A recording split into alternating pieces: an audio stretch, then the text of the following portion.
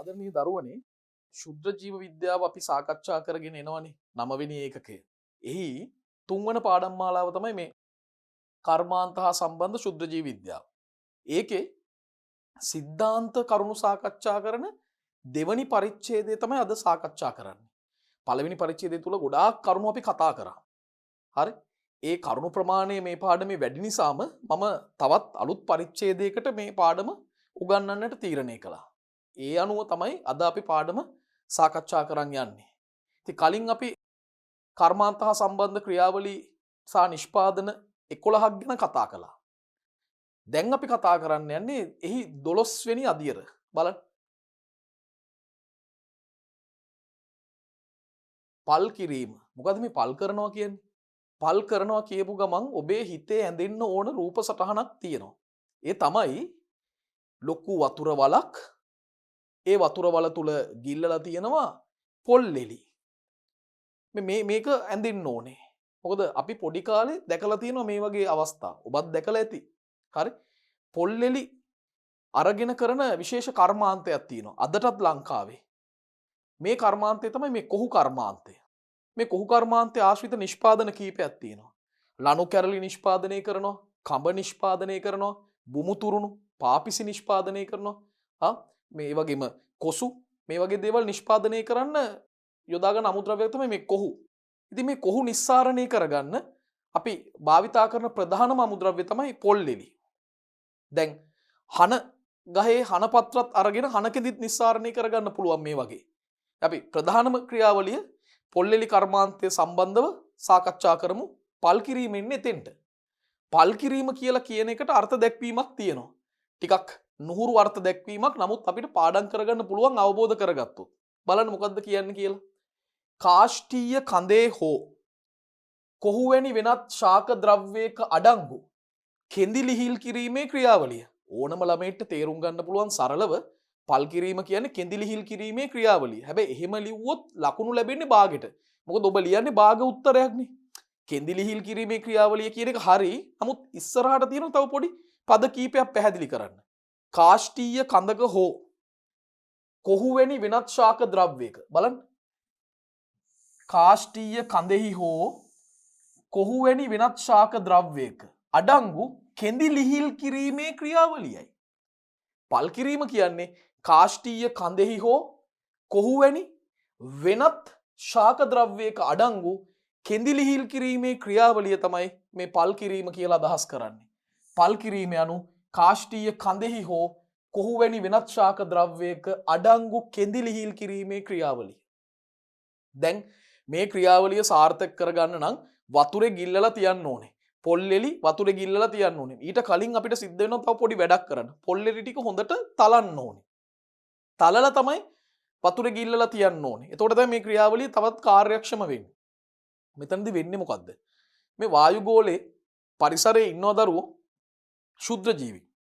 දැන් විශේෂයෙන්ම මේ ශුද්ධ ජීවීන් ශ්‍රාවය කරන එන්සයිමයක් තියෙනවා පෙක්ටිනේස්. පෙක්ටිනේස්. මේ පෙක්ටිනේස් කියන එන්සයිමයට පුළුවන් ශාක සෛල බිත්ති එකිනෙක බැඳ තබන අර මධ්‍ය සූස්තරය. ওই මධ්‍ය සූස්තරය හැදිලා තියෙන පෙක්ටින් වලින්නේ. පෙක්ටිනේස් එන්සයිමයට පුළුවන් පෙක්ටින් ජල විච්ඡේදනය කරන්න බිඳ හෙලන්න. ඒතර පෙක්ටින් බිඳ හෙලනකොට ශාක සෛල බිත්ති අතර තියෙන අර බැඳීම, ශක්තිමත් බැඳීම එක බිඳ වැටෙනවා. ඒක බිඳ වැටීමත් සමග ශාක සෛලයෙන් සෛලය වෙන වෙනම වෙන් කරගන්න පුළුවන්. ඕක තමයි අපි කෙඳි බුරුල් කරගෙන කෙඳි ලිහිල් කරගන්නවා කියන්නේ ඔන්න ඕකට. අර කෙඳි අතර තිබ්බ අන්තර් බැඳීම විනාශ වෙනවා මේ පෙක්ටිනේස් එන්සයිමේ මගින්. ඒතර කෙඳි පහසුවෙන් වෙන් කරගෙන අපට අවශ්‍ය නිෂ්පාදනයේට එය භාවිතා කරන්න පුළුවන්. කොච්චර සරලද බලන්න. හරි? ඉතින් දැන් කොළඹ දිස්ත්‍රික්කයේ බස්නාහිර පළාතේ වැඩි මේ කර්මාන්තේ නැති වුණාට බස්නාහිර පළාතින් පිට විශේෂයෙන්ම දකුණු පළාතේ හරි වයඹ පළාතේ මේ වගේ පළාත්වල මේ දේ දකින්න පුළුවන්. දැන් අපිත් එක්ක එකතු වෙන දුවදරුවන් ලංකාවේ හැම දිස්ත්‍රික්කයකටම ව්‍යාප්ත වෙලා ඉන්නවා විවිධ පළාත්වල ඉන්නවා. ඔබ මේ සංසිද්ධි දැකලා ඇති ඔබේ ප්‍රදේශයේ අවට වටපිටාවේ මේ වගේ සංසිද්ධි. ඉතින් හරිම සරලයි දරුවෝ. අමාරු නෑ මේක. හොඳට පාඩම් කරගන්න පුළුවන්. ඉතින් මේ ක්‍රියාවලියේදී ශාක ද්‍රව්‍ය ජලයේ ගිල්ලලා තියෙනවා. ශාක ද්‍රව්‍ය වතුරේ හොඳට ගිල්ලලා තියෙනවා. දැන් කොච්චර කාලයක් ගිල්ලන්න ඕනේද? බලන්න. තුන්වෙනි කාරණාවෙන් ඒ ගැන සඳහන් වෙනවා. ජලයේ ගිල්වා තබන කාලය ශාක ද්‍රව්‍ය මත රඳා පවතිනවා. ඒක තීරණය වෙන්නේ ඔබ යොදාගන්න ශාක ද්‍රව්‍ය කුමක්ද? ඒක මතයි ගිල්ලලා තියෙන කාලය තීරණය වෙන්නේ. ඒක සති 2ක් වෙන්න පුළුවන්, මාසයක් වෙන්න පුළුවන්, සති 3ක් වෙන්න පුළුවන්. ඒක වෙනස් වෙන සුළුයි. එතකොට ජලයේ ගිල්ලා තබන කාලය ශාක ද්‍රව්‍ය මත තීරණය වෙනවා. දරුවනේ මේ ක්‍රියාවලියට ස්වායු නිර්වායු මේ ආකාර දෙකේම බැක්ටීරියාවන් මේ වැඩේට සම්බන්ධ වෙනවා. ඒ නිසා මෙතන ඇත්තටම ඉන්නේ විෂම ජාතීය ශුද්‍රජීවී ගහණයක් කියන්න පුළුවන්. ස්වායුත් ඉන්නවා නිර්වායුත් ඉන්නවා.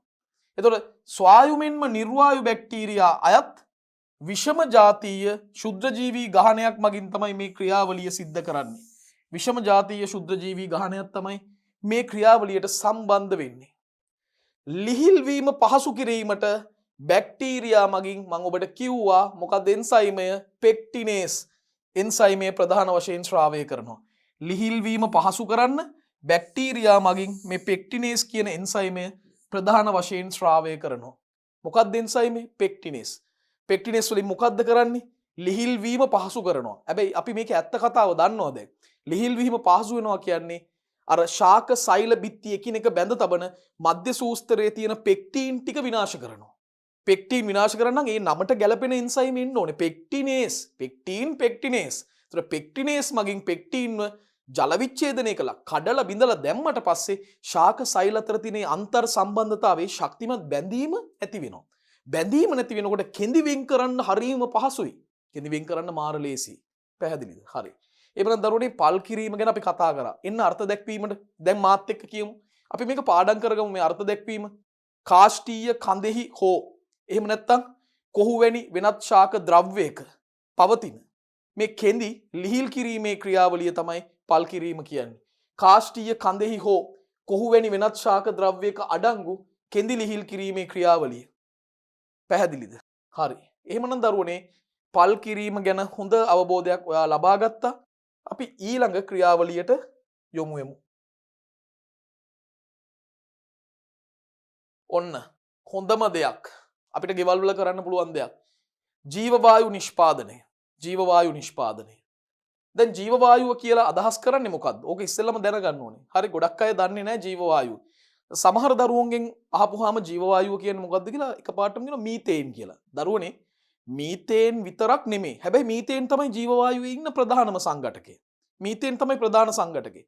හැබැයි මීතේන් හැර තව වායු කීපයක් යම් යම් සුළු සුළු ප්‍රතිශත වලින් ප්‍රමාණ වලින් ඉන්නවා. හරි. එතකොට ජීව වායුව යනු කාබනික අපද්‍රව්‍ය නිර්වායු වියෝජනයෙන් ලැබෙන වායු වර්ගයකි. කාබනික අපද්‍රව්‍ය නිර්වායු වියෝජනයෙන් ලැබෙන වායු වර්ගයක් තමයි ජීව වායුව කියන්නේ. ඔයාට ජීව වායුව හදාගන්න ඕන නම් දරුවනේ කරන්න තියෙන්නේ කාබනික අපද්‍රව්‍ය ටිකක් ගන්න ඒවා නිර්වායු වියෝජනයට ලක් කරන්න ජීව වායුව ජනනය කරගන්න පුළුවන්. ජෛව හායනයට භාජනය වන උපස්තරය මත නිෂ්පාදනය වන ජීව වායු ආකාරය රඳා පවතී. දැන් ඔබ කාබනික අපද්‍රව්‍ය ලෙස යොදන්නේ මොන වගේ සංයෝගද මොන වගේ දේවල්ද? ඒක මත ලැබෙන ජීව වායුවේ වර්ගයත් වෙනස් වෙන්න පුළුවන්. ඒකයි මේ කියන්නේ. ජෛව හායනය වෙනවා කියන්නේ දි รา පත් වෙනවා. හරි? එතකොට දි รา පත් වෙන්න භාජනය වන උපස්තරය ඒ ද්‍රව්‍ය මත නිෂ්පාදනය වන ජීව වායු ආකාරයත් රඳා පවතිනවා. දැන් උදාහරණයක් වශයෙන් දරුවනේ කාබනික අපද්‍රව්‍ය මත ඇසිටෝජෙනික් බැක්ටීරියා ක්‍රියා කරොත් එහෙම බැක්ටීරියා කාණ්ඩ ඉන්නවා. ඇසිටෝජෙනික් බැක්ටීරියා මේ එක්කෙනෙක් නෙමෙයි කාණ්ඩයක්. එතකොට කාබනික අපද්‍රව්‍ය මත ඇසිටෝජෙනික් බැක්ටීරියා ක්‍රියා කරොත් කාබන් ඩයොක්සයිඩ් සහ හයිඩ්‍රජන් වායු නිෂ්පාදනය වෙනවා. ඔන්න පාඩම් කරගන්න ඕනේ. ඇසිටෝජෙනික බැක්ටීරියා ක්‍රියාකාරීත්වයෙන් ලැබෙන්නේ මොනවද? CO2 කාබන් ඩයොක්සයිඩ් සහ හයිඩ්‍රජන් H2 නිෂ්පාදනය වෙනවා.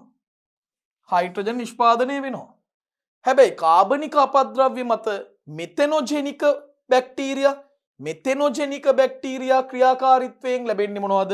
මීතේන් CH4 ලැබෙනවා. එතකොට මේ කාණ්ඩ දෙකම එකට හිටියොත් මේ මිශ්‍රණයම ගන්න පුළුවන් අපිට. මීතේන් ලැබෙනවා, කාබන් ඩයොක්සයිඩ් ලැබෙනවා, හයිඩ්‍රජන් වායුව ලැබෙනවා, මේ ඔක්කොම ටික ලැබෙනවා. පැහැදිලිද? කාබනික අපද්‍රව්‍ය මත දරුවෝ ඇසිටෝජෙනික් බැක්ටීරියා ක්‍රියා කරොත් මොකද වෙන්නේ? ඔවුන් නිර්වායු වියෝජනයෙන් CO2 සහ H2 වායු නිපදවනවා. ඒ කාබනික උපස්තර මත මෙතෙනොජෙනික් බැක්ටීරියා ක්‍රියා කරොත් ඔවුන් මේ නිර්වායු වියෝජනයෙන් මීතේන් නිෂ්පාදනය කරනවා. කොච්චර සරලද බලන්න. හරි ලේසි මේවා. හරි. එහෙනම් අපි ඊළඟ කර්මාන්තයට යමු.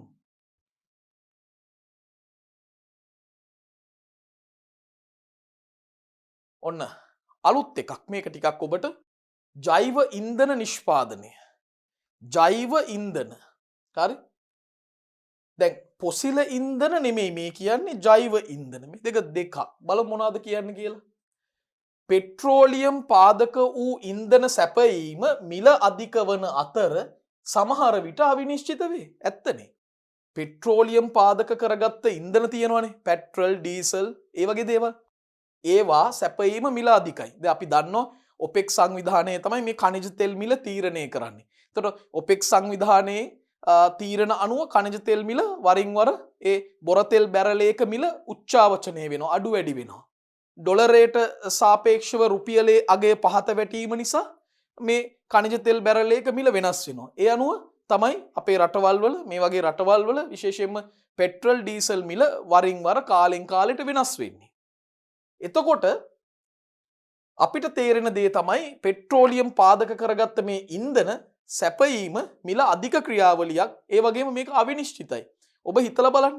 බොරතෙල් වලට බොරතෙල් පරිවහනය කරන නැවක් ආවේ නැත්තම් කොයිතරම් අර්බුදයකට ලක් වෙනවද? අන්න ඒ වගේ මේවා නිසි කලට වෙලාවට සපයන එක සමහර විට අවිනිශ්චිත වෙන්න පුළුවන්. ඒ අනුව පළවෙනි කරුණ හරි වැදගත්. පෙට්‍රෝලියම් පාදක වෙච්ච ඉන්ධන සැපයීම මිල අධිකයි. මිල අධිකයි. වැඩිපුර වියදමක් යනවා. සමහර විට අවිනිශ්චිතයි. මේකේ ප්‍රතිඵලයක් විදිහට එතනෝල්, බියුටනෝල්, ජෛව ඩීසල්, ජීව වායු වැනි පුනර්ජනනය කළ හැකි ඉන්ධන සඳහා විශාල අවධානයක් විද්‍යාඥයෝ යොමු කරලා තියෙනවා. මොකද්ද මේ පුනර්ජනනය කළ හැකි ඉන්ධන කියන්නේ? නැවත නැවතත් නිපදවිය හැකි ඉන්ධන. නැවත නැවතත් පුනර්ජනනය නැවතත් හදනවා. නැවත නැවත හදන්න පුළුවන් ඉන්ධන වලට අපි කියනවා පුනර්ජනනය කළ හැකි ඉන්ධන කියලා. එහෙම කාණ්ඩ කීපයක් දැන් කිව්වා. එතනෝල්, බියුටනෝල්, ජෛව ඩීසල්, ජීව වායු. මෙන්න මේවා. එතකොට එතනෝල්, බියුටනෝල්, ජෛව ඩීසල්, ජීව වායු. මේ වගේ පුනර්ජනනය කරන්න පුළුවන් ඉන්ධන සඳහා විශාල අවධානයක් යොමු වෙලා තියෙනවා. විශාල අවධානයක් යොමු වෙලා තියෙනවා. දැන් දරුවෝ බ්‍රසීලය ලෝකේ තියෙන විශාලම රටක්. බ්‍රසීලේ මේ වන විට උක්ෂාකය යොදාගෙන උක්ගස් මේ උක්ෂාකය යොදාගෙන ශුද්‍රජීවී පැසීමකට භාජනය කරලා ඉන්ධන ප්‍රභවයක් විදිහට භාවිතා කරන්න පුළුවන් එතනෝල් විශාල ප්‍රමාණයක් නිෂ්පාදනය කරලා තිනවා. එතනෝල් ඒගොල්ලන් හදා ගන්නවා උක්යුෂ භාවිතා කරලා ශුද්‍රජීවී පැසීමේ ක්‍රියාවලියකට ලක් කරලා. ඇත්තටම බ්‍රසීල් රටේ සමහර වාහන දුවන්නේ මෙන්න මේ ක්‍රියාවලිය මගේ. පෙට්‍රල් ඩීසල් වෙනුවට මේ නිෂ්පාදනය කරගත්ත එතනෝල් භාවිතා කරලා බ්‍රසීල් රටේ සමහර වාහන ධාවනය වෙනවා මහා මාර්ගවල. බලන්න උදම උදාහරණයක්.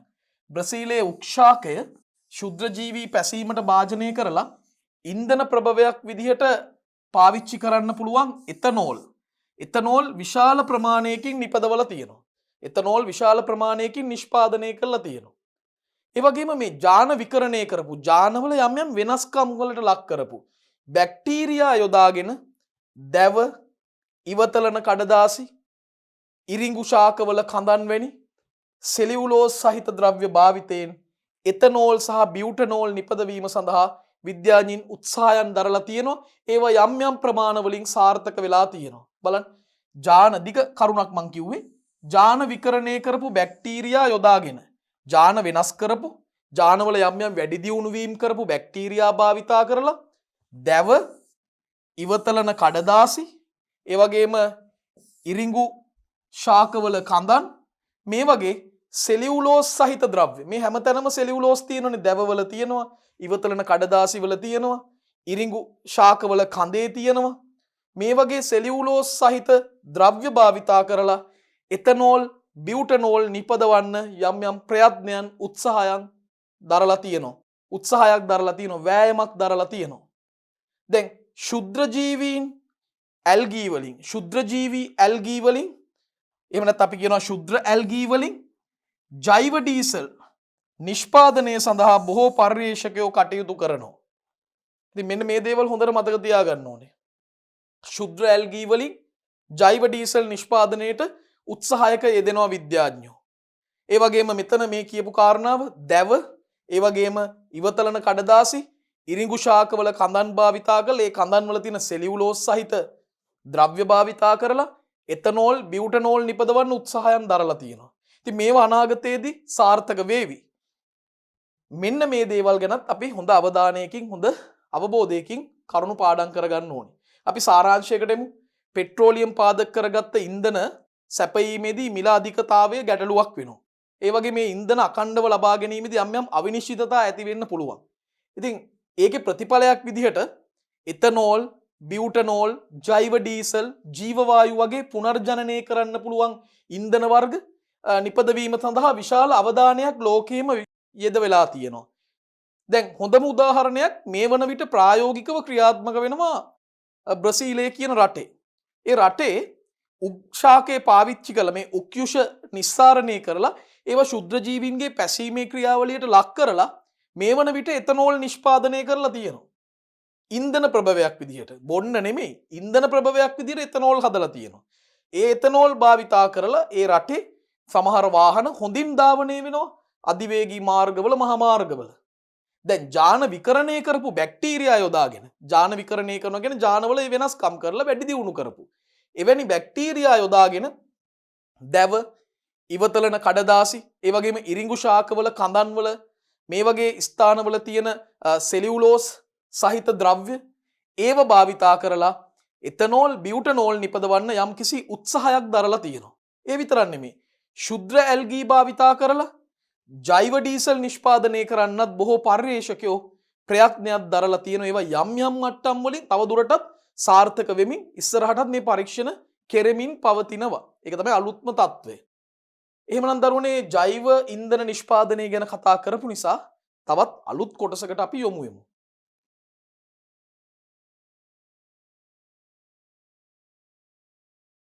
මේ බලන දරුවෝ බේකරි නිෂ්පාදන ගොඩක් අය ආස දෙයක්නේ.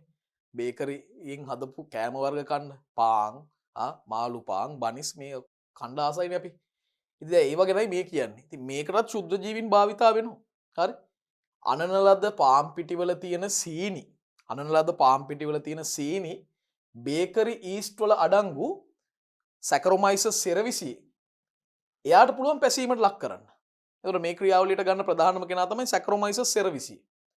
දැන් මේ පාන් වල සිද්ධ වෙන පැසීමේ ප්‍රාථමික කෘත්‍ය වින්නේ කාබන් ඩයොක්සයිඩ් නිෂ්පාදනය කරන එක. මේ පැසීමේ ක්‍රියාවලදී මූලිකව වෙන්නේ කාබන් ඩයොක්සයිඩ් නිෂ්පාදනය කරනවා. දැන් අපි දන්නවා මේ මේසයක් මතට මේ පිටි මිශ්‍රණය, පාන් පිටි මිශ්‍රණය දාලා ඊට පස්සේ වතුර එකතු කරලා ඊස්ට් යොදලා හොඳට ඇනීම සිද්ධ කරනවා. අපි අනනවා මේක පිටි මිශ්‍රණය. එතකොට අනලා හදන කොටසට තමයි අපි කියන්නේ පිටි මෝලිය කියලා. ඔබ අහලා ඇති. ඒකට කියන්නේ පිටි මෝලිය. දැන් මේ පිටි මෝලිය හදන්න යොදාගන්නේ විශේෂයෙන්ම තිරිඟු, රයි, සහල් වලින් ලබා ගන්න පිටි තමයි පිටි මෝලිය හදන්න යොදාගන්නේ. දැන් මේ පිටි මෝලියේ පැසීමේ ක්‍රියාවලිය සිද්ධ වෙලා නිෂ්පාදනය වන කාබන් ඩයොක්සයිඩ් පිට වෙන්න උත්සාහ කරනකොට මේ පිටි මෝලියේ හිර වෙනවා. හිර වෙලා රැඳෙන නිසා තමයි විශේෂයෙන්ම අර පාම් පුලුස්සනකොට ඇතිවන පීඩනයත් එක්ක මේ පිපීමේ ක්‍රියාවලිය සිද්ධ වෙලා ඒ අදාළ වයනය ඇති කරන්නේ. ඒ වයනය කියන ඒ ස්වභාවය ඇති කරන්නේ එතකොට. ඒතර පිටි මෝලියේ කාබන් ඩයොක්සයිඩ් සිර වෙලා රැඳෙනවා. පාන් පිලිස්සීමේදී ඇතිවන පීඩනය නිසා මේ පිපීම සිද්ධ වෙලා ඒ අදාළ වයනය නැත්තම් මේ ක්‍රම් ටෙක්ස්චර් එක ඇති වෙනවා. ඉතින් ඔන්න ඔය මූලික කාරණා තමයි දැනගන්න ඕනේ. එතකොට අපිට ගන්න පුළුවන් අනන ලද පාන් පිටිවල තියෙන සීනි බේකරි ඊස්ට් වල අඩංගු සැකරොමයිසස් සෙරවිසිය මගින් පැසීමට ලක් කරනවා.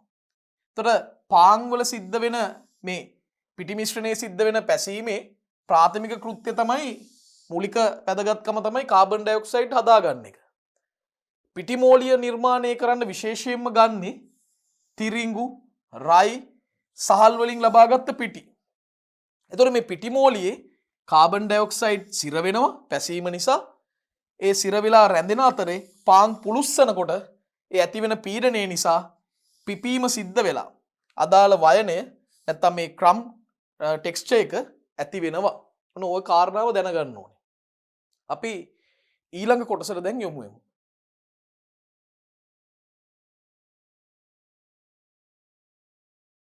දැන් අපි ප්‍රධාන කර්මාන්ත ගණනාවක් සාකච්ඡා කළා. කර්මාන්ත 15ක් පමණ අපි සාකච්ඡා කළා.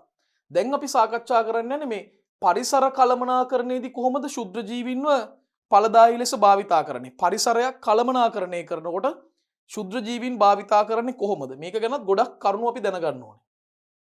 ස්වභාවයේ පහසුවෙන්ම හායනය නොවන රසායනික ද්‍රව්‍ය තියෙනවා. ස්වභාවයේ පහසුවෙන් හායනය නොවන, හායනය කියන්නේ දි รา පත් වෙනවා. ඒතර ස්වභාවයේ පහසුවෙන් හායනය නොවනවා කියන්නේ පහසුවෙන් දි รา පත් නොවන, හරි? පහසුවෙන් දි รา පත් නොවන රසායනික ද්‍රව්‍ය තියෙනවා. ඒ රසායනික ද්‍රව්‍ය කර්මාන්තවලට, ඒ වගේම කෘෂි කර්මාන්ත කටයුතු වලදී පරිසරයට මුදා හැරෙනවා. එතකොට ස්වභාවයේ පහසුවෙන් හායනය නොවන රසායනික ද්‍රව්‍ය තියෙනවා. මේවා කර්මාන්ත සහ කෘෂි කර්මාන්තවලදී පරිසරයට මුදා හරිනවා. කෘෂි කර්මාන්තවලදී පරිසරයට මුදා හරිනවා. දැන් මෙහෙම කියද්දි අපිට අමතක කරන්න බැරි කාවද? හොඳම උදාහරණය තමයි ප්ලාස්ටික්. අපිට මතක් වෙන හොඳම උදාහරණයක්. මේ වගේ පහසුවෙන් ජෛව හායනය නොවන දෙයක්. දැන් ප්ලාස්ටික් කොටසක් කාලයකට කලින් පස ඇතුලේ රැඳිලා තිබිලා අවුරුදු 100කට විතර පස්සේ ගන්නකොටත් ඒ ප්ලාස්ටික් කොටසට ලොකු වෙනසක් වෙලා නැහැ. අවුරුදු 1000ක් යනකොටත් ලොකු වෙනසක් වෙලා නැහැ. ඒ කියන්නේ මේවා අඛණ්ඩව වසර ගණනාවක් පුරා හායනයකට ලක් නොවි දිගටම පරිසරය තුල එක් රැස් වෙනවා. ඒතර ප්ලාස්ටික් කියන්නේ ජෛව හායනයට භාජනය නොවන කෘත්‍රිම ද්‍රව්‍යයක්. හැබැයි අද වෙනකොට තාක්ෂණය දියුණු කරලා තියෙනවා. මේවා ශුද්ධ ජීවීන් භාවිතා කරලා දි รา පත් වෙන මට්ටමට ගේන්න වැඩි දියුණු කරලා තියෙනවා. දැන් ශුද්ධ ජීවීන් මගින් හායනය නොවන හෝ සෙමින් හායනය වන බැරලෝහ වගේ දේවල්, ඒ වගේම පලිබෝධනාශක ශේෂයන්, පලිබෝධනාශක වල ඉතිරි වන ද්‍රව්‍ය, වල්නාශක විදිහට අපිට ගන්න පුළුවන් මේ 2,4-D, ඒ වගේම කෘමිනාශක විදිහට DDT, ඒ වගේම තවත් සමහර රසායනික ද්‍රව්‍ය පසේ දිගු කාලයක් රැඳෙමින් විශේෂයෙන්ම අපි බොන වතුරට, පාංශු ජලයට ලොකු හානියක්, දූෂණයක් සිද්ධ කරනවා. මේ කාරණාව ඉතා වැදගත් දරුවෝ.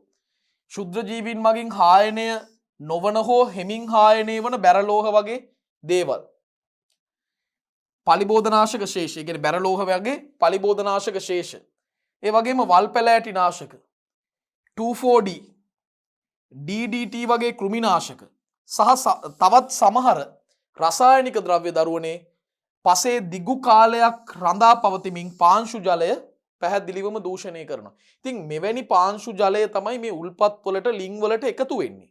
එතකොට ඒ ජලය අපි පානය කරොත් අපිටත් විවිධ රෝගාබාධ, ඔය වකුගඩු ආශ්‍රිත රෝගාබාධ, පිළිකා තත්ත්වයන්, මේ වගේ අවස්ථාවලට, මේ වගේ රෝග තත්ත්වවලට අපිට මුහුණ දෙන්නට සිද්ධ වෙනවා.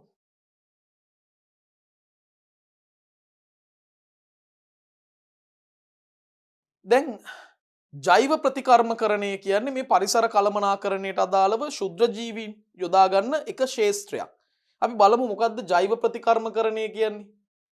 දූෂක ද්‍රව්‍ය ඉවත් කරන්න, දූෂක අයින් කරන්න.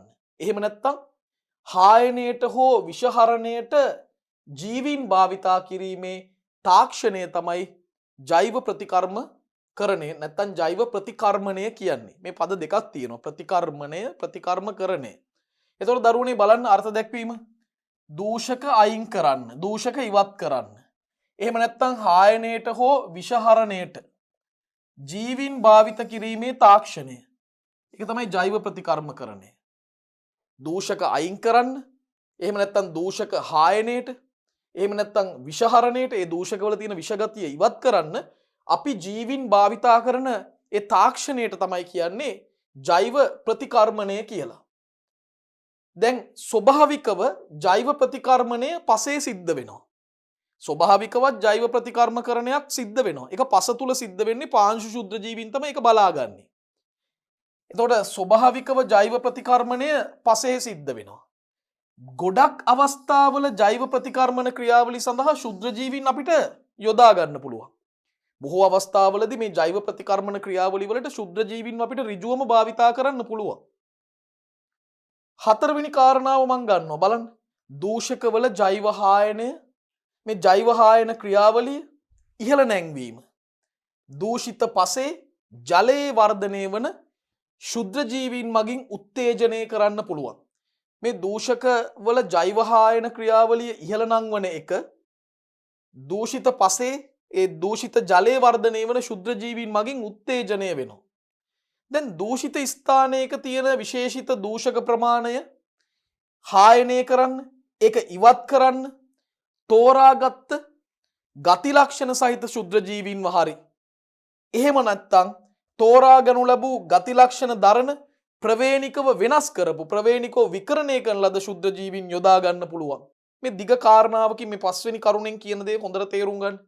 දූෂිත ස්ථානයක තියෙන විශේෂිත දූෂක ප්‍රමාණය අපිට විනාශ කරන්න, එහෙම නැත්නම් ඒ දූෂක ටික සම්පූර්ණයෙන් ඉවත් කරන්න අපට තෝරගත්ත ගති ලක්ෂණ තියෙන අර දූෂක බිඳහෙලීමට අදාළ ගති ලක්ෂණ තියෙන ශුද්‍ර ජීවීන්ව භාවිතා කරන්නත් පුළුවන්. එහෙම නැත්නම් තෝරාගනු ලැබූ ගති ලක්ෂණ දරන ප්‍රවේණිකව වැඩි දියුණු කරපු ශුද්‍ර ජීවීන්ව භාවිතා කරන්න පුළුවන්. මේ දූෂක ස්ථානවල තියෙන මේ දූෂක ප්‍රමාණය හායනය කරන්න නැත්නම් ඉවත් කිරීම සඳහා. ඒතර දූෂිත ස්ථානයක තියෙන විශේෂිත දූෂක ප්‍රමාණය හායනයට නැත්නම් ඉවත් කිරීම සඳහා තෝරා ගනු ලැබූ ගති ලක්ෂණ සහිත ශුද්‍ර ජීවීන්ව, එහෙම නැත්නම් තෝරා ගනු ලැබූ ගති ලක්ෂණ දරන ප්‍රවේණිකව විකරණය කරන ලද ශුද්‍ර ජීවීන්ව අපිට මේ අවස්ථාවේදී යොදා ගන්නට පුළුවන්. යොදා ගැනීමේ හැකියාවක් තියෙනවා. මෙන්න මේ දේවල් තමයි දරුවනේ ජෛව ප්‍රතිකර්මකරණය ගැන, ජෛව ප්‍රතිකර්මණය ගැන සාකච්ඡා කළේ. අපි බලමු ඉදිරියට තව මොනවද අපිට කතා කරන්න තියෙන්නේ කියලා. ජෛව ප්‍රතිකර්මණය ගැනම තව දේවල් කීපයක් කියන්න පුළුවන්. තව සිදුවීම් දෙකක්. එකක් තමයි දරුවනේ තෙල් ඉහිරුම් අපිට නිතරම දකින්න පුළුවන් සාගරවල. විශාල මුහුදේ යාත්‍රා කරන නැව් වලින් සිද්ධ වෙන යම් යම් අනතුරු වලින් හරි හදිසි අවස්ථාවලදී අහඹු ලෙස තෙල් ඉහිරුම් මුහුදු ජලයට එකතු වෙන්න පුළුවන්. එතකොට තෙල් ඉහිරුම් වලින් විෂලෝහ අපද්‍රව්‍ය, කාබනික අපද්‍රව්‍ය යනාදීන් අපවිත්‍ර වෙච්ච පස එහෙම නැත්නම් ජලය ප්‍රතිකර්මකරණයට අපිට මේ ජෛව ප්‍රතිකර්මණය භාවිතා කරන්න පුළුවන්. තෙල් ඉහිරුම් නිසා විෂ ද්‍රව්‍ය එකතු වෙන්න පුළුවන්, විෂ ලෝහමය අපද්‍රව්‍ය, ඒ වගේම කාබනික අපද්‍රව්‍ය. මේවා නිසා පස ජලය දූෂණය වෙනවා. එතකොට අපිට ඒවා ප්‍රතිකර්මණය කරන්න පුළුවන් මේ පද්ධති ප්‍රතිකර්මණයට. ඒ වගේම ආහාර සැකසුම් සහ රසායනික පිරියත්වල අපජලය වියෝජනය කරන්න. විවිධ ආහාර සැකසුම් ක්‍රියාවලි වල වගේම රසායනික ද්‍රව්‍ය යොදාගෙන කරන විවිධ කර්මාන්තවලදී ඒ රසායනික ද්‍රව්‍ය ජලයත් සමග මිශ්‍ර වෙලා සමහර වෙලාවට ස්වභාවික ජලාශවලට ඒව මුදා හරිනවා. මේක පරිසර විරෝධී. ඉතින් අපිට පුළුවන් ජෛව ප්‍රතිකර්මණය භාවිතා කරලා මෙහෙම ස්වභාවික ජලාශවලට මේ අපජලය පිට කරන්න කලින් ඒව මොනා කරන්නද? වියෝජනය කරලා නැවත යථා තත්ත්වයට පත් කරලා මුදා හරින්න පුළුවන්. ඒක නීතිමය අවශ්‍යතාවයක් විදිහටත් ක්‍රියාත්මක වෙනවා ලෝකේ රටවල් ගණනාවක. එහෙමනම් දරුවනේ අපි ඊළඟ කොටසට යමු වෙමු.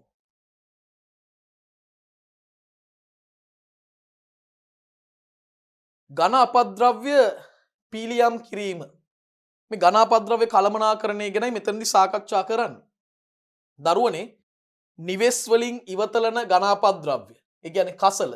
අපි දන්නවා මේවා එක්රැස්වීම නිසා විශාල පාරිසරික ගැටලුවකට මුහුණ දෙන්න වෙනවා. පාරිසරික විතරක්ම නෙමෙයි ඇත්තටම. සෞඛ්‍ය ගැටලු රාශියකුත් ඇති කරනවා. හරි?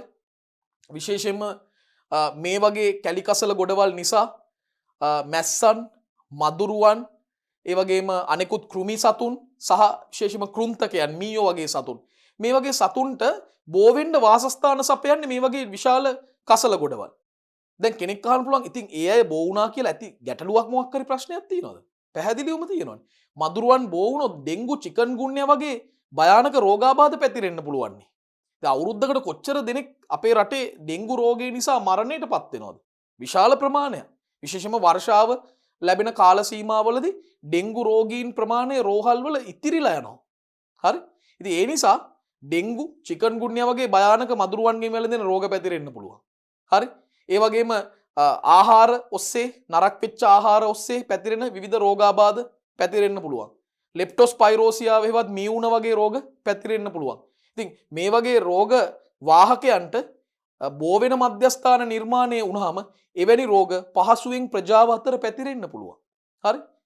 එතකොට ඒ නිසා විවිධ සෞඛ්‍ය ගැටලු පවා ඇති වෙන්න පුළුවන්. පැහැදිලිද ඔබට? පාරිසරික ගැටලු විතරක් නෙමෙයි විවිධ සෞඛ්‍යමය ගැටලුත් ඇති වෙනවා මේ වගේ කසල ගොඩවල් නිසා. ඝන අපද්‍රව්‍ය නිසි ආකාරයෙන් කළමනාකරණය නොකිරීමෙන්. කසල පීරියම් කිරීමේදී ශුද්‍ර ජීවීන් මගින් කසල හායනය ස්වායු හෝ නිර්වායු ලෙස සිදුවේ.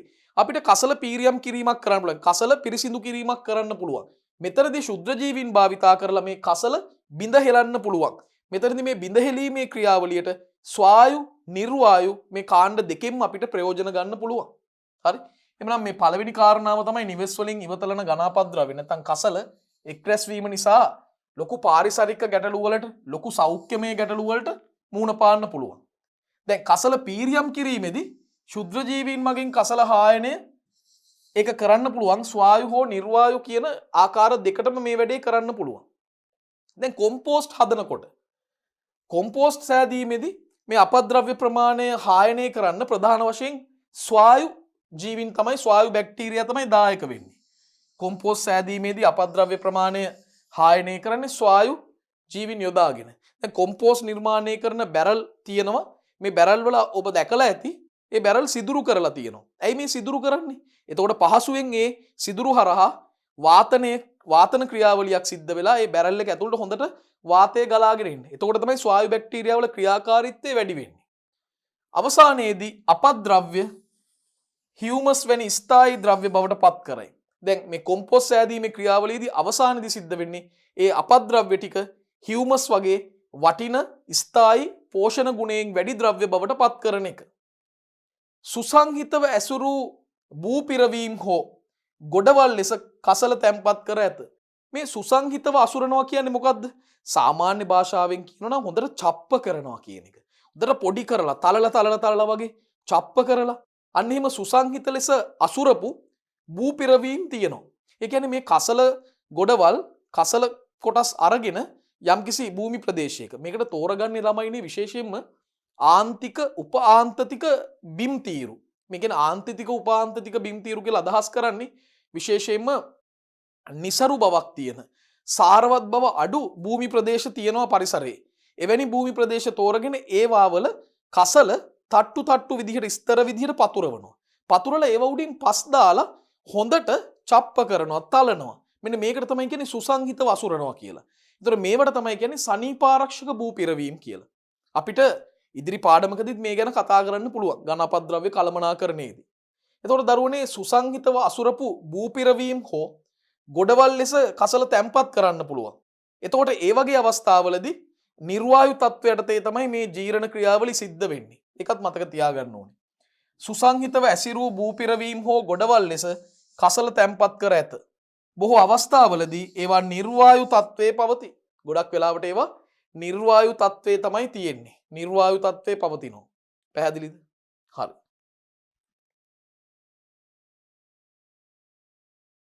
මේ වගේ තත්ත්වවලදී විශේෂයෙන්ම මෙතනොජෙනික් බැක්ටීරියා දැන් ඔබ දන්නවා මෙතනොජෙනික් බැක්ටීරියා කියපුවාම එයාලා හදන ප්‍රධානම වායුව තමයි මීතේන්. බලමු. මේ මෙතනොජෙනික් බැක්ටීරියා භාවිතයෙන් අපද්‍රව්‍ය ප්‍රමාණය නිර්වායුක ලෙස හායනය කරනවා බිඳ හෙලනවා. මේ හායන ක්‍රියාවලියේ අතුරු ඵලයක් විදිහට මීතේන් වායුව නිෂ්පාදනය වෙනවා. ඔය මීතේන් අපිට හොඳ ප්‍රයෝජනවත් දෙයකට ගන්න පුළුවන්. එකක් තමයි විදුලි උත්පාදනය කරන්නත් පුළුවන්. ඉන්ධනයක් විදිහට ස්වභාවික වායුවක් ලෙස මේ භාවිතා කරන්නත් පුළුවන්. එතකොට මේ කාරණා තුනත් ඉතා වැදගත්. මේ වගේ තත්ත්වවලදී මිතෙනොජෙනික් බැක්ටීරියා භාවිතයෙන් අපද්‍රව්‍ය ප්‍රමාණය නිර්වායුකව හායනය කරනවා. නිර්වායු තත්ත්වයටදී මේ අපද්‍රව්‍ය ටික බිඳ හෙලනවා. මේ හායන ක්‍රියාවලිය අතුරු ඵලයක් විදිහට මීතේන් කියන වායුව නිෂ්පාදනය වෙනවා. දැන් ඇත්තටම මීතේන් කියන්නේ ගිනි ගන්නාසුළු පිපිරීම් ඇති කරන්න පුළුවන් වායුවක්. හැබැයි ඒ වගේ අනතුරුදායක වෙන නම් අතිවිශාල මීතේන් පරිමාවක් හැදෙන්න ඕනේ. දැන් අපි ගෘහාශ්‍රිතව මේ ක්‍රියාවලිය කරනකොට හැදෙන්නේ මීතේන් පොඩි පරිමාවක්. හැබැයි මේ පොඩි පරිමාවට පුළුවන් අපේ ගෙදරට අවශ්‍ය විදුලිය සපය ගන්න. විදුලි උත්පාදනයට. එහෙම නැත්තම් ස්වභාවික වායුවක් විදිහට ඉන්ධනයක් විදිහට භාවිතා කරන්නත් පුළුවන්. විදුලි උත්පාදනයට හෝ ස්වභාවික වායුවක් ලෙස මේ මීතේන් වායුව අපිට යොදා ගන්න භාවිතා කරන්න දරුවනේ හැකියාවක් තියෙනවා. පැහැදිලිද? අපි ඊළඟ කොටසට එහෙමනම් අවධානය යොමු කරමු. දැන් මම කතා කරන්න සූදානම් වෙන්නේ කෘෂි කර්මාන්තයේදී කෘෂිකාර්මික කටයුතු වලදී කොහොමද ශුද්‍ර ජීවීන් යොදාගන්නේ භාවිතා කරන්න කියන එක. දැන් අස්වැන්න, නයිට්‍රජන් පොස්පරස් අවශෝෂණය, ඒ වගේම රෝග හා පලිබෝධකයන්ට තියෙන ප්‍රතිරෝධය, නියං වලට තියෙන ඔරොත්තු දීමේ හැකියාව, මේ වගේ දේවල් වැඩි දියුණු කරන්න කර්මාන්තවලදී ශුද්‍ර ජීවීන්ගේ විවිධ දායකත්වයන් තියෙනවා. හරිම වැදගත් කාරණා ටිකක්. අස්වැන්න වැඩි කරගන්න, නයිට්‍රජන් පොස්පරස් උරා ගන්න එක වැඩි කරගන්න, රෝග පලිබෝධකයන්ට තියෙන විරුද්ධ බව ප්‍රතිරෝධය ඇති කරගන්න, නියං කාලවලට ඔරොත්තු දීම වගේ දේවල්, මේ වගේ දේවල් වැඩි දියුණු කරන්න කෘෂි කර්මාන්තයේදී ශුද්‍ර ජීවීන්ගේ විවිධ යෙදීම් තියෙනවා. කෘෂි කර්මාන්තයේදී ශුද්‍ර ජීවීන්ගේ විවිධ යෙදීම් තියෙනවා. ඔන්න ඕක දැනගන්න ඕනේ. අපි දැන් මෙතන ඉඳලා බලමු මොනවද ඒ යෙදීම් කියලා.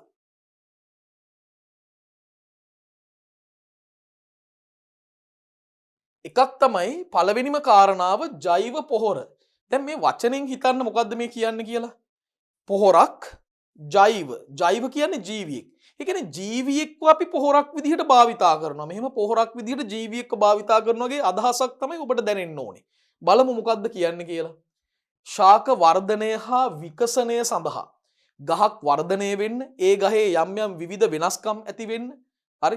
නැවත ආපස්සට නොයන මතකනේ අප්‍රතිවර්තී වෙනස්කම්. හරි? නැවත යථා තත්ත්වයටපත් නොවන වෙනස්කම් වලට අපි කියන්නේ මේ විකසනය කියලා.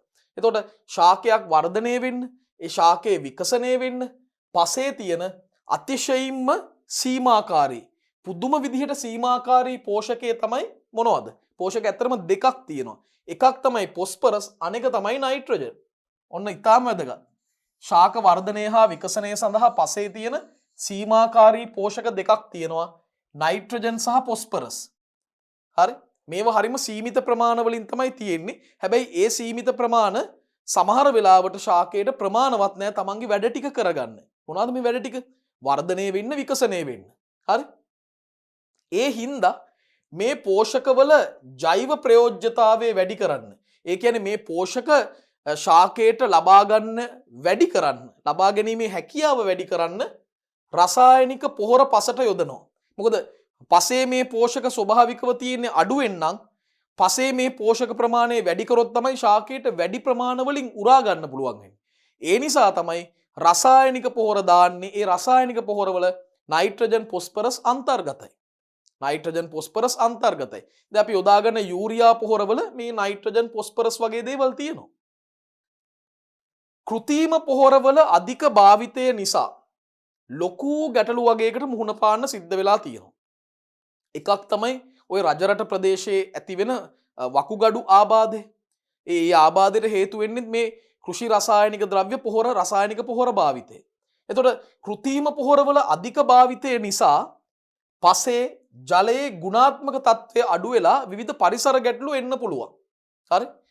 කෘත්‍රිම පොහොරවල අධික භාවිතයත් එක්ක. මෙතනදී මේ අධික භාවිතය කියන්නේ දිගින් දිගටම අවුරුදු ගණනාවක් එකම පොහොර වර්ගයක් භාවිතා කරනවා.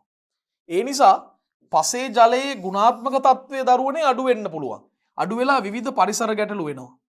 ඒ හින්දා නයිට්‍රජන් පොස්පරස් වල ජෛව ප්‍රයෝජ්‍යභාවය වැඩි කරන්න භෝග ක්‍රමවල භාවිතා කළ හැකි ශුද්‍ර ජීවීන් සඳහා වැඩි අවධානයක් යොමු කරලා තියෙනවා. බලන්න නයිට්‍රජන් සහ පොස්පරස් වල ජෛව ප්‍රයෝජ්‍යභාවය.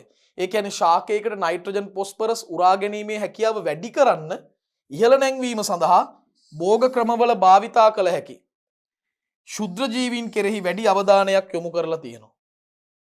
ඒ කියන්නේ මේ ශුද්‍ර ජීවීන්ට පුළුවන් දරුවනේ පසේ තියෙන නයිට්‍රජන් ප්‍රමාණය, පොස්පරස් ප්‍රමාණය වැඩි කරවලා දෙන්න පුළුවන්.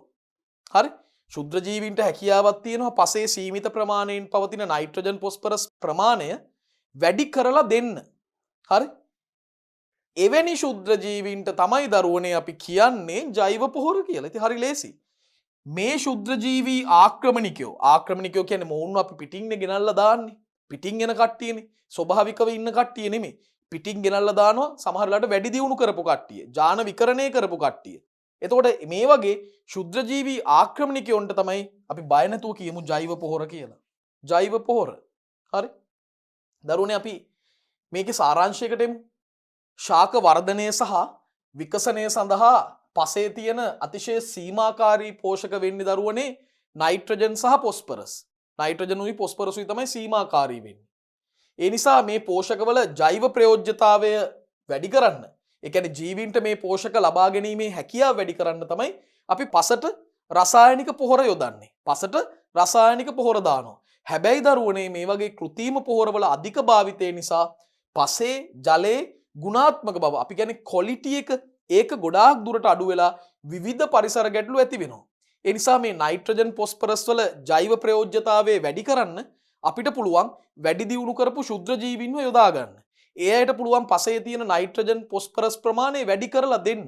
එවැනි ශුද්‍ර ජීවී ආක්‍රමණිකයන්ට අපි හඳුන්වනවා නමක් ජෛව පොහොර.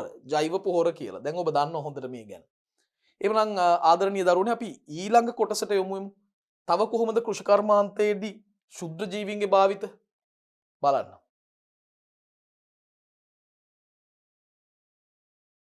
පොස්පේට් ද්‍රාව්‍යකාරක බැක්ටීරියා සහ දිලීරක මූල. ඉතාම වැදගත් සංකල්පයක්.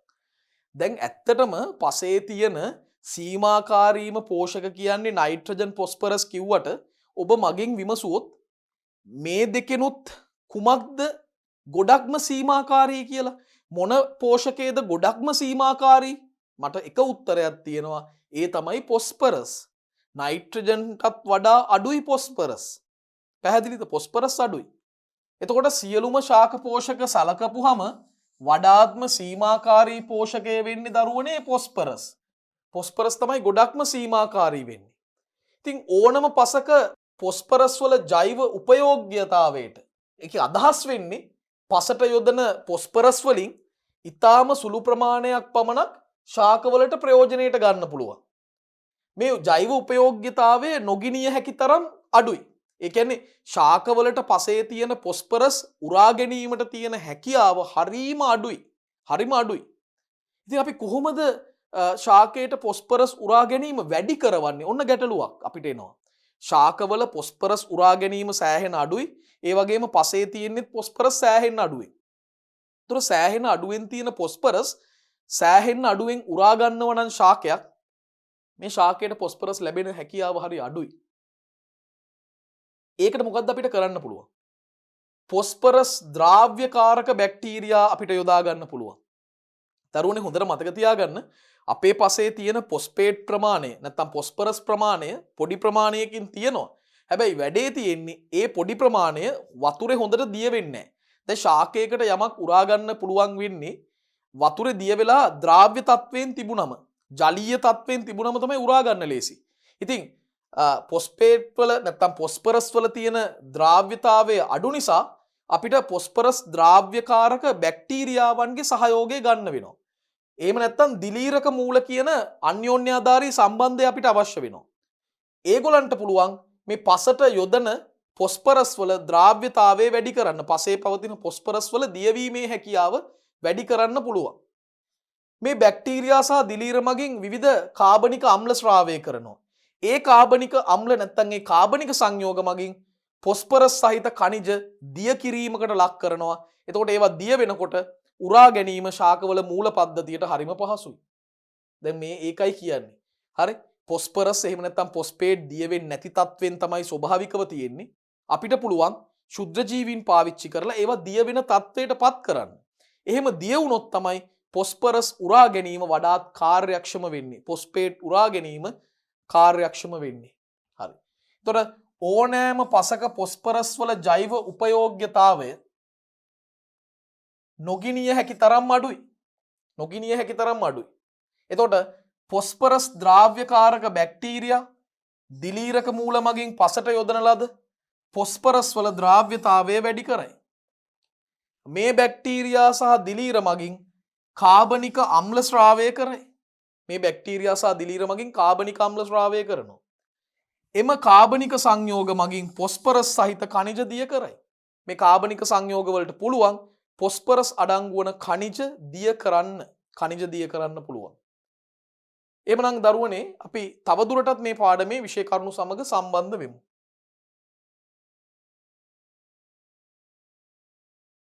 දැන් මේ තත්ත්වය නිසා පොස්පේට් අයනවල කැටායන නකර සෑදීමෙන් පාංශු ද්‍රාවණයට පොස්පරස් මුදා හරිනවා.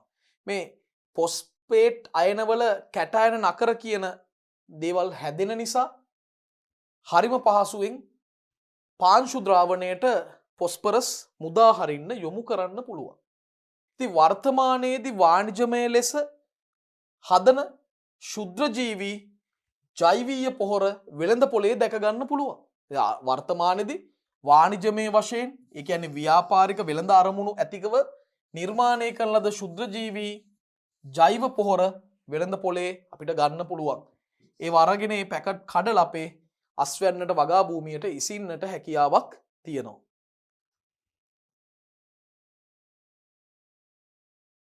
දැන් දරුවනේ අපි කතා කරන්නේ නයිට්‍රජන් තිරකාරී ශුද්‍රජීවීන් ගැන. ජෛව නයිට්‍රජන් තිර කිරීම කියලා පදයක් අපි ඉස්සෙල්ලා ඉගෙන ගමු. මේ ජෛව නයිට්‍රජන් තිර කිරීම කියලා අදහස් කරන්නේ ශුද්‍රජීවීන් භාවිතා කරලා වායුගෝලීය අණුක නයිට්‍රජන් ද්‍රාව්‍ය ආකාර බවට පත් කිරීම. මෙතනදී ද්‍රාව්‍ය ආකාර වලින් හොඳම ආකාරය තමයි මේ ඇමෝනියා නැත්නම් ඇමෝනියම් අයන බවට පත් කරනවා. එතකොට ජෛව නයිට්‍රජන් තිර කිරීම කියලා කියන්නේ ශුද්‍රජීවීන් විසින් වායුගෝලීය අණුක නයිට්‍රජන් ඒ කියන්නේ N2 ද්‍රාව්‍ය ආකාර බවට පත් කරනවා. ඒ කියන්නේ දරුවනේ මේ ඇමෝනියම් අයන බවට පත් කරනවා. මේක තමයි මේ සිද්ධ කරන්නේ. ඒකට තමයි ජෛව නයිට්‍රජන් තිර කිරීම කියන්නේ. ශුද්‍රජීවීන් විසින් වායුගෝලීය නයිට්‍රජන් අණුක නයිට්‍රජන් එහි ද්‍රාව්‍ය ආකාර බවට පරිවර්තනය කරනවා. මේ නයිට්‍රජන් හි ද්‍රාව්‍ය ආකාර ශාක මගින් ඍජුවම හෝ ප්‍රයෝජනවත් ද්‍රාව්‍ය ආකාරයකට පරිවර්තනය කරනවා. එහෙම නැත්නම් ස්වීකරණය කරනවා. මෙතනදි සිද්ධ වෙන්නේ මේ නයිට්‍රජන් වල ද්‍රාව්‍ය ආකාර ශාක මගින් කෙලින්ම ලබා ගන්නත් පුළුවන්. නැත්නම් ප්‍රයෝජනවත් ද්‍රාව්‍ය ආකාරයකට හරවන්න පරිවර්තනය කරන්න හරි නැත්නම් කෙලින්ම භාවිතා කරන්න ප්‍රයෝජනවත් ද්‍රාව්‍ය ආකාරයක් ලෙස භාවිතා කරන්නටත් හැකියාවක් තියෙනවා. ඒක තමයි ජෛව නයිට්‍රජන් තිර කිරීම සම්බන්ධයෙන් අපිට කියන්නට තියෙන්නේ.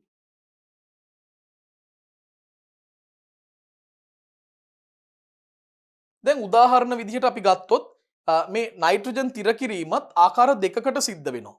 සහජීවී නයිට්‍රජන් තිර කරන්නන් සහ නිදැලිවාසී නයිට්‍රජන් තිර කරන්නන්. දැන් සහජීවී නයිට්‍රජන් තිර කරන්නන් කියන්නේ තවත් වෙනත් විශේෂයක් සමග අන්‍යෝන්‍යාධාරී සම්බන්ධතාවයක් ගොඩනගා ගනිමින් සහජීවී සම්බන්ධතාවයක් ගොඩනගා ගනිමින් නයිට්‍රජන් තිර කිරීම සිදු කරනවා.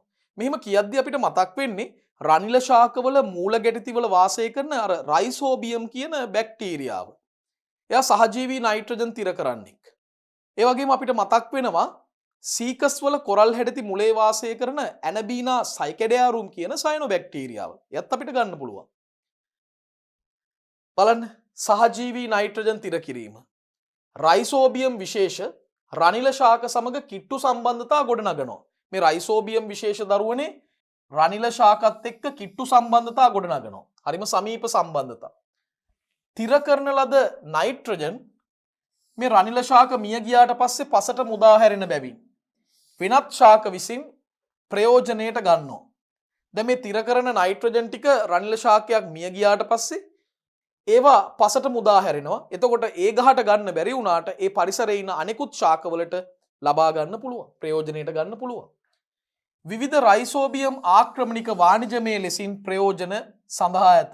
දැන් මේ වන විට රයිසෝබියම්ට සමාන රයිසෝබියම්ගේ වඩා ප්‍රවේණිකව දියුණු කරපු කෘතිමව සකස් කරපු රයිසෝබියම් ආක්‍රමණික තියෙනවා. ඒවා වෙළඳ පොලේ තියෙනවා. ඒවා භාවිතා කරලා මේ නයිට්‍රජන් තිර කිරීම අපිට කරගන්න පුළුවන්. නයිට්‍රජන් නොමැති පසකට වුණත් මේ රයිසෝබියම් ආක්‍රමණික යොදලා පසේ නයිට්‍රජන් ප්‍රමාණය වැඩි කරගන්න පුළුවන්. නයිට්‍රජන් තිරකාරී සයනොබැක්ටීරියා කියපුවම මම ඔබට කලින් කිව්ව උදාහරණය තමයි සීකස් ශාකයේ කොරල් හැඩති මුලේ වාසය කරන ඇනබීනා සයිකඩයාරු. ඒ වගේම තව කෙනෙක් ඉන්නවා විශේෂයෙන්ම ජලජ පර්ණාංග ශාකයක් තියෙනවා මේ ඇසොල්ලා කියලා. ඇසොල්ලා කියලා හඳුන්වන ජලජ පර්ණාංග ශාකයක්. මේකේ පත්‍රවල අපිට දකින්න පුළුවන් සයනොබැක්ටීරියාවක් ඉන්නවා. එයත් ඇනබීනාම තමයි. ඇනබීනා ඇසොල්ලේ. එයාගේ සම්පූර්ණ විද්‍යාත්මක නාමය ඇනබීනා ඇසොල්ලේ. ඇනබීනා සයිකැඩයාරුම් ඉන්නේ සීකස් වල කොරල් හැඩති මුලේ. හැබැයි මෙයා ඉන්නේ ඇසොල්ලා ජලජ පර්ණාංගේ. ඒ ඇසොල්ලා ශාකයත් එක්ක සහජීවී බැඳීමක් ඇති කරගන්නවා. නයිට්‍රජන් තිර කිරීමට දායක වෙනවා. බලන්න. නයිට්‍රජන් තිරකාරී සයනොබැක්ටීරියාවක් විදිහට අපිට ඇනබීනා ගන්න පුළුවන්. ඇනබීනා. එයා ජලජ පර්ණාංග ශාකයක් වන ඇසොල්ලා සමග සහජීවී සංගමයක් හදනවා. මේ පද්ධතිය බොහෝ රටවල් වල වී වගාවේදී සාර්ථකව භාවිතා කරනවා. ගොඩක් රටවල් වල වී වගාව සඳහා මේ ක්‍රියාවලිය භාවිතා කරනවා. ඒතර මේ තියෙන්නේ අපිට දකින්න ලැබෙන මේ ඇනබීනා, ඒ වගේම රයිසෝබියම්, මෙන්න මූල ගැටිති. මෙන්න මූල ගැටිති වල මේගොල්ලන් ඉන්නවා. මේ ඉන්න බව පේන්නේ නැහැ අපිට. මූල ගැටිති තමයි මේ දකින්න ලැබෙන්නේ. ඉලෙක්ට්‍රෝන අන්වික්ෂීය ඡායාරූපයක් රයිසෝබියම්. මේ ඉන්නේ ඇනබීනා. ඇනබීනාගේ විශේෂත්වය සූත්‍රිකාකාර ස්වරූපයක් තින්නේ. සූත්‍රිකාකාරයි. හරි.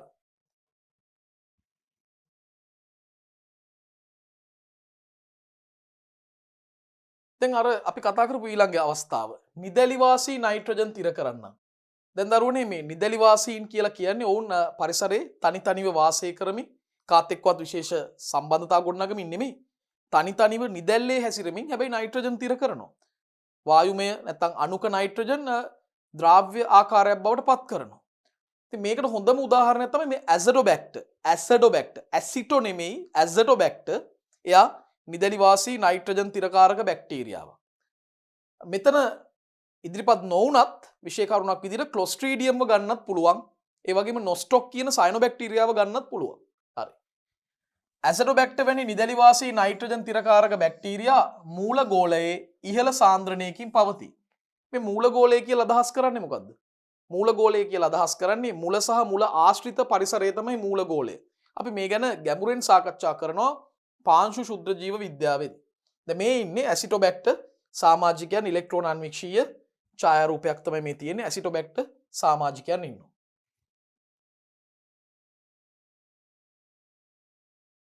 දරුවනේ අපි ඊළඟට ප්‍රවිෂ්ඨ වෙන්නේ ශාක වර්ධනය වැඩි දියුණු කරන බැක්ටීරියාවන් ගැන කතා කරන්න. ශාකයක වර්ධනය වැඩි දියුණු කරන බැක්ටීරියා ගැනයි අපි අපේ සාකච්ඡාවේ යෙදෙන්නේ. දැන් ශාකවල කලින් සඳහන් කරපු පරිදි ශාකවල මූල ගෝලයේ වෙසෙන ගොඩක් බැක්ටීරියාවන්ට ශාක වර්ධනය මේ ශාක වර්ධනය වැඩි දියුණු කරන සංඝටක නිපදවන්න පුළුවන්. අපි ඒවට කියන්නේ ශාක වර්ධක යාමක ද්‍රව්‍ය. නැත්නම් ශාක හෝමෝන කියලා සරලව කියනවා. ඒ ශාක හෝමෝන තමයි එකක් ඔක්සින්, තව එකක් සයිටොකයිනින්, තව එකක් ගිබරලින්. මේ වගේ ද්‍රව්‍ය නිපදවනවා. මේ ඔක්සින්, සයිටොකයිනින්, ගිබරලින් ඒවට පුළුවන් ශාකවල වර්ධනය විකසනය වැඩි දියුණු කරන්න. එතකොට ශාක මූල ගෝලයේ වෙසෙන බොහෝ බැක්ටීරියා ශාක වර්ධනය වැඩි දියුණු කරන ඔක්සින්, සයිටොකයිනින්, ගිබරලින් වගේ ද්‍රව්‍ය නිෂ්පාදනය කරනවා. දැන් උදාහරණයක් වශයෙන් මේ සියුඩෝමොනාස් විශේෂ, ඇසටොබැක්ටර් විශේෂ, ඇසිටොබැක්ටර් විශේෂ, රයිසෝබියම්, බැසිලස් සබ්ටිලිස්ට් මේ වගේ විශේෂ සයිටොකයිනින් හදනවා. ඔක්සින් හදන්න දායක වෙන්නේ මේ වගේ සියුඩෝමොනාස් විශේෂ. ඇසිටොබැක්ටර් මේ වගේ විශේෂ ගිබරලින් හදන්න දායක වෙනවා. මෙන්න මේ උදාහරණ ටික මතක තියාගන්නත් අවශ්‍ය වෙනවා. ඔක්සින් හදනවා, මේ සමාජිකයෝ ටික එකතු වෙලා සයිටොකයිනින් හදනවා, මේ සමාජිකයෝ දෙන්න එකතු වෙලා ගිබරලින් හදනවා. මේවට වෙන වෙනම මේ ශාක වර්ධක ද්‍රව්‍ය නිපදවීමේ හැකියාවක් තියෙනවා. අපි ඊළඟ කොටසට යොමු වෙමු.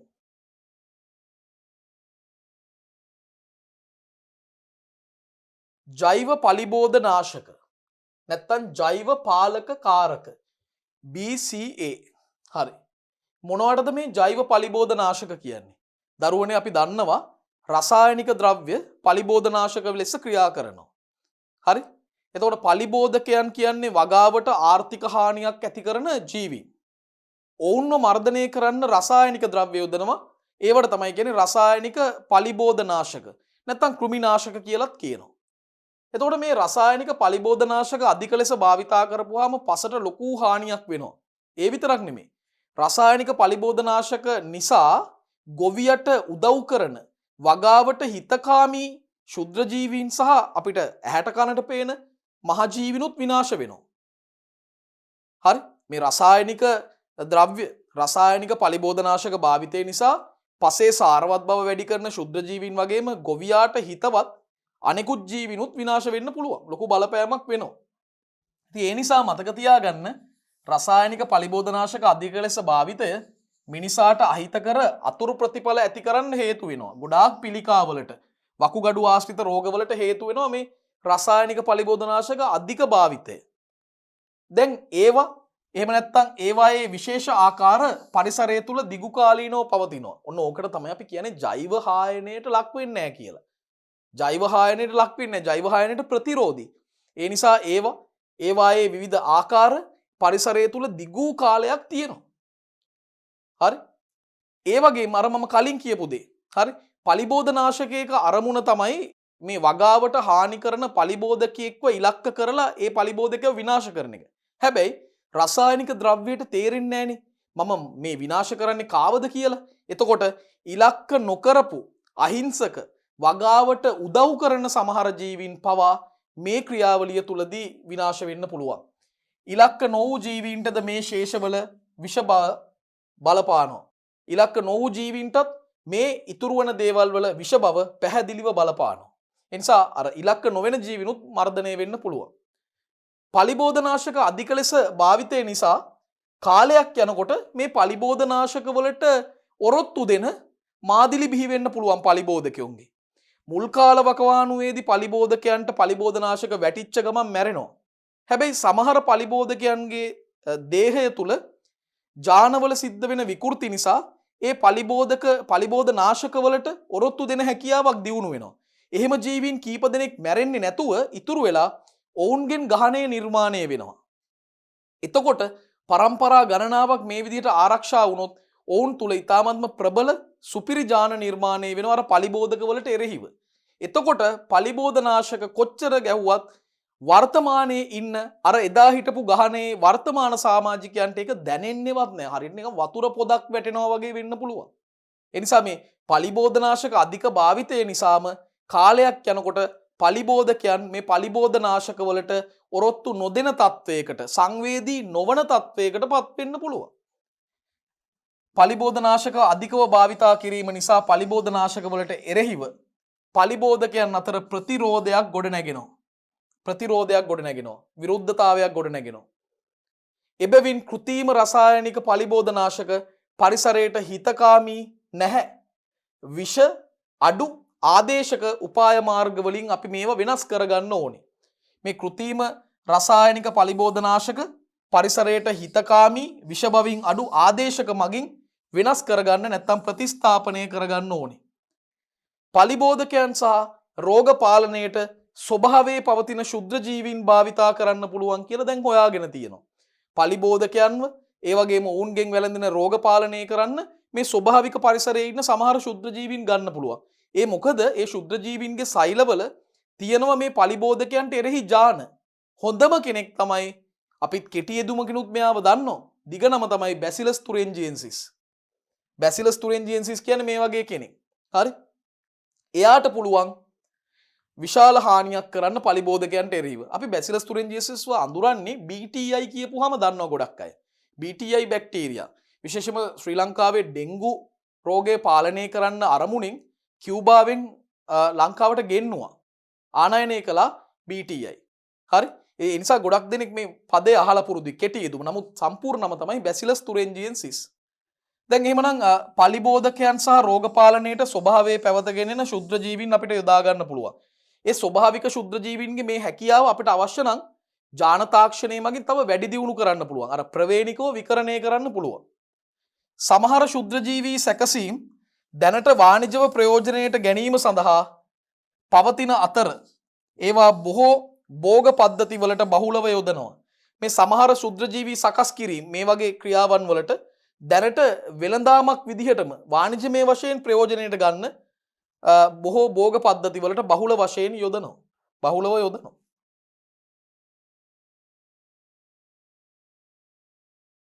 දැන් බලන්නකො කාවද යොදන්න කියලා. දැන් කීට ව්‍යාධි ජනක දිලීර කීටයන්ට විරුද්ධව ක්‍රියා කරන දිලීර බැක්ටීරියා වෛරස ඒවාට ඇතුළත් වේ. මෙහෙම යොදන ජෛව පලිබෝධනාශකවලට ව්‍යාධි ජනක කීට ව්‍යාධි ජනක දිලීර ඉන්නෝ. ඒ වගේම බැක්ටීරියා වෛරස් අයිති වෙනවා. කීට ව්‍යාධි ජනක දිලීර. දැන් මේ කීට ව්‍යාධි ජනක දිලීර මොකද කරන්නේ? ඒගොල්ලන්ට පුළුවන් පුළුල් පරාසයක කෘමීන්ව ආසාදනය කරන්න. ඒ කියන්නේ විවිධාකාර කෘමි විශේෂ ගණනාවක් ඒගොල්ලන්ට පුළුවන් ආසාදනය කරන්න, ලෙඩ ඇති කරවන්න. අවසානයේදී ඒ අයව මරණයටම පත් කරන්න පුළුවන්. ඒ නිසාම මේගොල්ලන්ව හඳුන්වනවා දිලීර කෘමිනාශක කියලා. දිලීර කෘමිනාශක විදිහට තමයි මේ අයව සකස් කරලා තියෙන්නේ. ඔන්න කීට ව්‍යාධි ජනක දිලීර ගැන ඒ දේ අපිට කතා කරන්න පුළුවන්.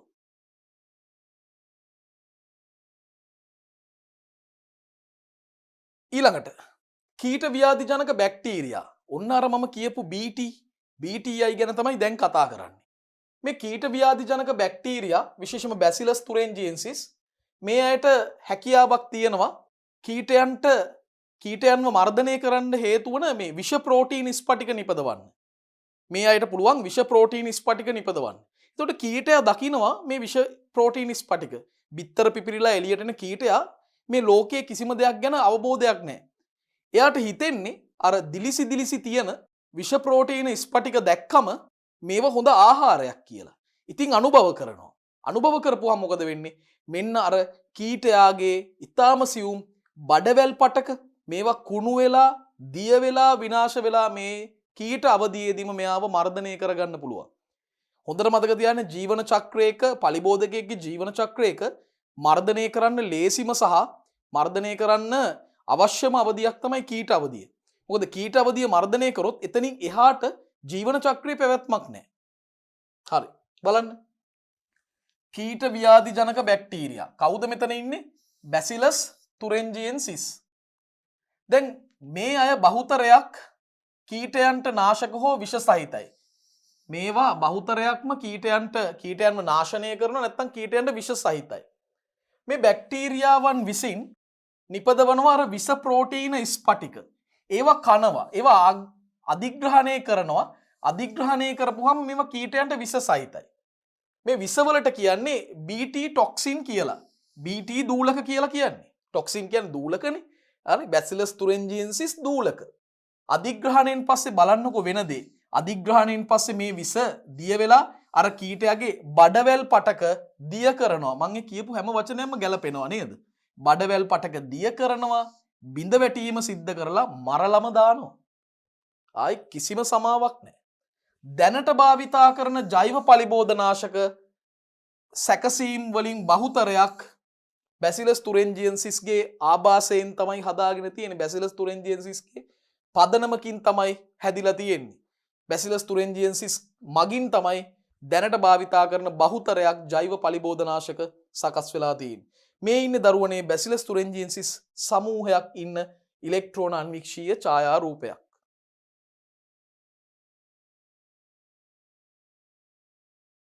දරුවනේ අපි මේ පාඩමේ අවසානයට ඇවිල්ලා තියෙනවා.